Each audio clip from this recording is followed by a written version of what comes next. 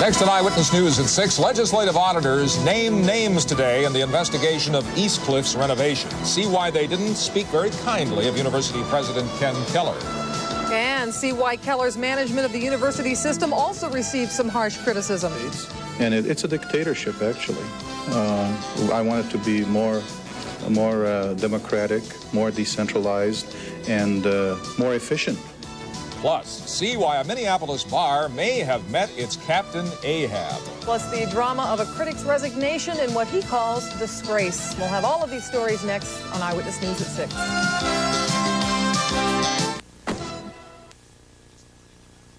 Live from Minnesota's news channel, KSTP Channel 5.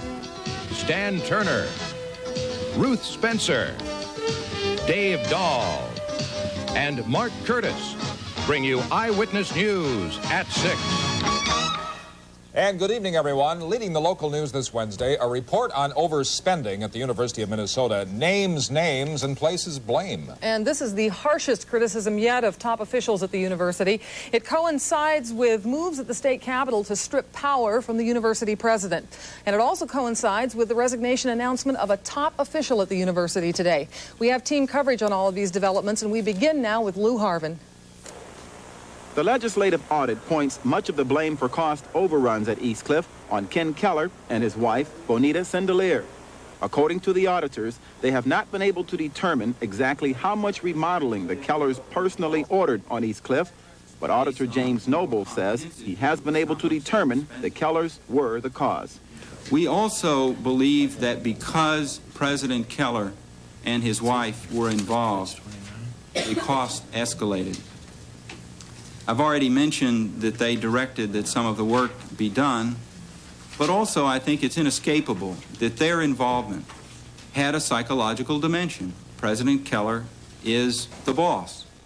The legislative auditor's report continues to place much of the blame on Keller's administrators David Lilly, University Vice President for Finance and Operations, and Vice President of Academic Affairs, Roger Benjamin. The report says they did not properly tell the Board of Regents about cost overruns at East Cliff.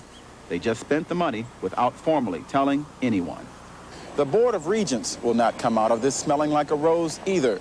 The legislative audit says the Regents should have made themselves more aware of all the renovation projects. Lou Harvin, Channel 5 Eyewitness News.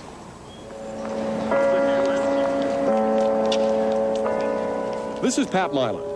Even before the East Cliff audit was released at noon, the University of Minnesota was taking heat this morning at the Capitol over in St. Paul. There could be big changes ahead for university administration if two bills that passed out of the Higher Education Committee survive. The most controversial is a proposal to remove Kenneth Keller as president of the Minneapolis and St. Paul campuses. Individual campus presidents would be appointed, with Keller left to serve only as president of the overall university system. The bill is being pushed by the chairman of the Higher Education Committee, who also happens to be a part-time employee of the university. It's difficult. It's almost impossible to sit and be an administrator of one campus, the largest campus, and be fair to the entire system. It's a dictatorship, actually. I want it to be more democratic, more decentralized, and more efficient. Another bill will give the Board of Regents their own administrative staff that cannot be controlled by President Kenneth Keller. I was amazed to find out that the Board of Regents have no staff on their own that are independent of President Keller and the administration. Representative Howard Orenstein's bill was unanimously approved in committee. Regent David Rose says it's a nice try, but it won't be needed. I think that when we take action, we'll have a recommendation tomorrow. I'm sure we'll be able to act on it on Friday, and there'll be no need for any of the legislation. The East Cliff episode has become something akin to a hurricane sweeping over the university. The initial winds were strong. The eye of the storm is now passing, and the winds appear to be picking up again. And like a hurricane, it may be this second batch of high winds that caused the real damage. Pat Milan, Channel 5 Eyewitness News at East Cliff. One of the people most frequently mentioned in all of this spending controversy is now retiring. David Lilly, Vice President for Finance, will retire at the end of June. He says that his recent hospitalization convinced him to retire. Lilly is 70 years old. In a prepared release, University of Minnesota President Ken Keller referred to the recent controversy, saying, "David has shared the spotlight with me and several others during this most recent difficult period. He has acknowledged mistakes of both omission and commission, like the gentleman he is." David Lilly previously headed the Toro Company, and he was a governor of the Federal Reserve Board in Washington. Anyone with a Northwest Airlines ticket is probably wondering what's going to happen with the standoff between flight attendants and the company. The flight attendants threatened to strike because they couldn't get the contract they wanted. Well, today, Northwest decided to impose its own contract on the attendants. And Dave Andrews reports it would go into effect on April 1st. Northwest Chief Negotiator Terry Erskine announced this afternoon the airline cannot wait any longer to implement the contract it has been trying to convince the flight attendants union to accept. The time has now come for us to exercise our right to homogenize our flight attendant workforce under equal rates of pay, benefits, and working conditions. The airline will impose essentially the same offer that has been on the table for more than a week, and only one issue in that offer separates the two sides. Northwest will impose an 8-step transition pay scale, a lower so-called B scale for flight attendants hired since May of 1984. The union is demanding that the B scale be eliminated in 5 years. Northwest says the 8-year B scale is vital in keeping it competitive in the airline industry. Keep in mind that when I say that we want to be competitive in the long term, we didn't pull this 8-year B scale out of a hat. We were influenced by what's going on in other airlines. And the airline that has the most recent flight attendant agreement off the presses, overwhelmingly ratified by their flight attendant group, is American Airlines, an airline which a lot of our flight attendants say we should emulate. Well, we're doing that. Following the airline's announcement this afternoon, a spokesperson for the flight attendants union was non-committal about what the airline's decision will mean to the labor dispute. We have to take a look at it and see exactly what they are offering us. Let our attorneys look at it and go over it, and then we'll plan our next move. The flight attendants union has indicated that this evening they will give a response to the airline's decision today. It is unclear now whether or not today's developments have made a threat of a walkout by the flight attendants any more of a possibility. At Northwest headquarters in Eagan, I'm Dave Andrews, Channel 5 Eyewitness News. And we, of course, will be following this story for you tonight at 10 on the update to bring you any developments on it. A strike in Grand Rapids and surrounding Itasca County is making life pretty difficult for a lot of people. The workers who plow the roads are out, as are the union workers who work at the county landfill. Yesterday, there weren't enough non-union people to plow the roads, so schools had to send kids home early when heavy snow started to fall there. And now the county's landfill is in trouble with the Minnesota Pollution Control Agency. Agency workers filed a complaint because no one is burying the garbage. The strike has gone on for 9 days now. A mediation session has ended with no new talks being scheduled. A Minneapolis bar that's received a lot of attention lately may have taken a fatal blow today, the harpooning of Moby Dix. Next. And a local theater critic says he is resigning in disgrace. We'll see why later on Eyewitness News at 6. $9, but that's how much we care. The bar Minneapolis police are called to more often than any other will likely be closing down for a month. The City Council License Committee today recommended a 1-month suspension of Moby Dick's license. The suspension follows a raid at the bar in December in which 9 people, including some bar employees, were arrested on drug charges. City officials expect Moby Dick's to be permanently closed in June when all the buildings on the block are torn down to make way for a parking lot. A nearby bar owner says customers often ask him if he expects the clientele from Moby Dick's to move to surrounding bars, but Steve Schussler says he's not worried. That could be a big part of the mistake. The Loon Cafe, Cheers, Jose's, the Pacific Club. You've got beautiful restaurants in the neighborhood. I don't think any of them are going to allow those kind of people in them.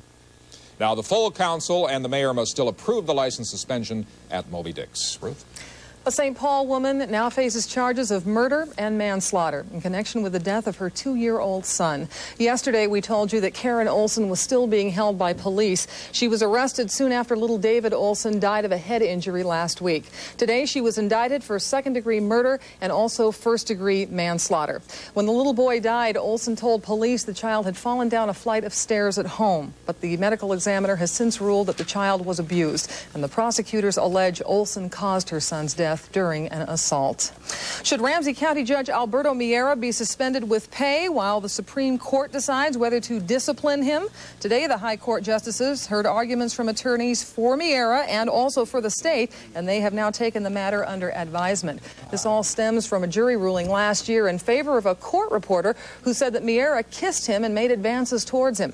The Board of Judicial Standards recommends that Miera be removed from the bench because of it, but that decision won't be made by the Supreme Court now until May.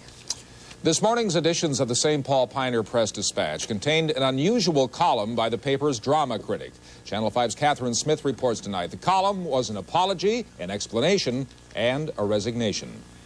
The article was just as big a shock to officials with the St. Paul Pioneer Press-Dispatch as it was to many readers. After 9.5 years as drama critic, David Hawley admitted a recent review published with his byline was plagiarized. Hawley, who was unavailable for comment, characterized his actions, saying, quote, "It was arrogant, stupid, and self-destructive." Pioneer Press-Dispatch editor Deborah Howell says despite the fact that plagiarism is a serious offense for any reporter, that David Hawley will stay on here at the paper in a new capacity. But for members of the Twin Cities theater community, news of Hawley's column spread like a bombshell. I'd say the uniform reaction is just open-mouthed shock. You're kidding. Steve Antonucci is executive director at Theater in the Round. Hawley's review of their production of a play entitled Good is at the center of this story. Hawley says his article plagiarized material from a New York Times review. People who know Hawley's work say they hope it wasn't intentional.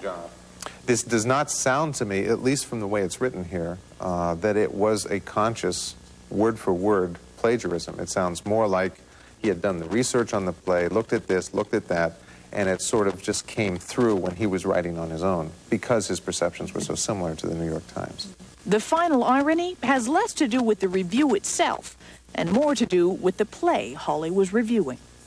Good was about a well-intentioned man who sort of slips into doing wrong. And, yeah, the irony is not lost. Catherine Smith, Channel 5 Eyewitness News.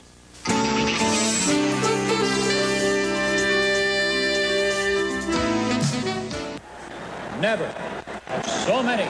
For the food, stay for the pie. If you live in Minneapolis, you will be recycling more of your trash under a proposal the City Council is going to review. The Council asked for a study on ways to increase recycling, and here is one way. Eventually, all of you would get a special container to put your cans and your bottles and other recyclables into. The study also recommends picking up garbage and your recyclable materials on the same day. The idea is to reduce the amount of waste that we end up burying in landfills. Now, Mr. Bill, the idea with the weather is to have as many days as we can, like today. Well, I saw folks out, guys and gals on the tennis courts with the tennis whites. Were you out there? You played tennis? I was taking a walk. You were I was watching. pretty envious, though, I'll tell you. But you're here, Bill Randy. Yes. Dave's still on vacation, but he picked a good week. But you're going to tell us a little bit about snow. It's a possibility. Maybe towards this weekend. You know, this is the changeable month. And you've been telling us all along that we do average. Stan says we average 11 inches of snow for this month, and we do. It could happen yet, but certainly not this afternoon. Check out these afternoon high temperatures that day. Maybe some leftover flurries for Sunday, but the average date of the last big storm would be March 14th, so we're getting close. We still can get one. Stan, you've been mentioning it all along. Let me congratulate you, please.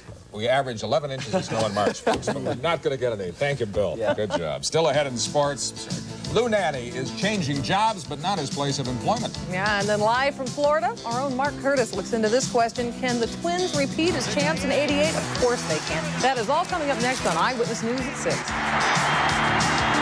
6. My mother-in-law calls me Lucille. Waste my own. Did you hear that question I ask everyone on the tees? Can they wait? Of course they can. The A's did it 3 times in a row. Why can't the Twins do it at least 2 times? She's a regular baseball historian. Name the last team to repeat. I don't know. The It was A's? 10 years ago, wasn't it? I don't know. 10 years ago, the Yankees. We can the do it Yankees. again. I know they can do it. During spring training, baseball teams don't mind going to battle without all their weapons. In fact, small discs have made a big difference in the success of that school. It'll be interesting. En route, the Eastern Division leading Strikers play tonight in Dallas, and the Norris Division trailing North Stars, they're at home tonight to Buffalo. Okay. Got all that? Yes, sir. We have it all. Thank you, Mark, very much. Well, still ahead here, some strange thievery you may not believe.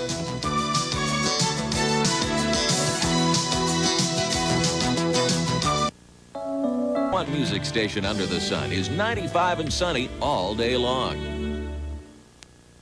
Two strange theft cases in southern Minnesota to tell you about tonight. In Owatonna, someone is stealing power lines right off the poles. And not just any power lines either. Someone is stealing the copper core wires that are worth some money to scrap dealers. They've stolen something like 2 miles of wires so far. Power company officials say they think the thieves are pros because they know where to find that kind of wire, and they also know how to keep themselves from getting electrocuted. And in Austin, Minnesota, police have broken up a ring of bike thieves, except these aren't pros. These suspects are 6 boys aged 12 to 16. They allegedly stole up to 50 bikes, stripped the usable parts, and then resold them. Well, be sure to join us tonight for the update. We'll tell you about a big gathering of mayors in the Twin Cities and what they're saying about a bid for the Summer Olympic Games in 1996. Will they support it? I'm Steve Hartman with the Political Exclusive. Tonight at 10, I'll talk with George Bush, Richard Gephardt, and Paul Simon. But don't get too excited. It's not what you think. Okay, thank you, Steve. What do you think, sir? The weather? I think we should have a big barbecue outside. Sounds great. Yeah. Nice evening. Yeah. Clear skies, very nice. Burgers and dogs. Yeah, we'll do it upright. Maybe some brats. We'll throw them on the fire. Very pleasant this evening. Temperatures will be mild, 31 to 36 for overnight winds, light south winds. We'll tell you at 10 o'clock about that storm that may threaten our weekend. Yeah, roll out the barbecue and then the snow comes down on Saturday, right? Huh? Stan, you've got to stop being so pessimistic. I'm positive. We need your help to put on the news stories that you see here on Channel 5. Call us on the Eyewitness News tip line with your news. The number is 5TV News. I'm very positive. Well, thank you for joining us this evening. We'll see you tonight at 10 o'clock. Please join us for the update. Okay, we'll see you then.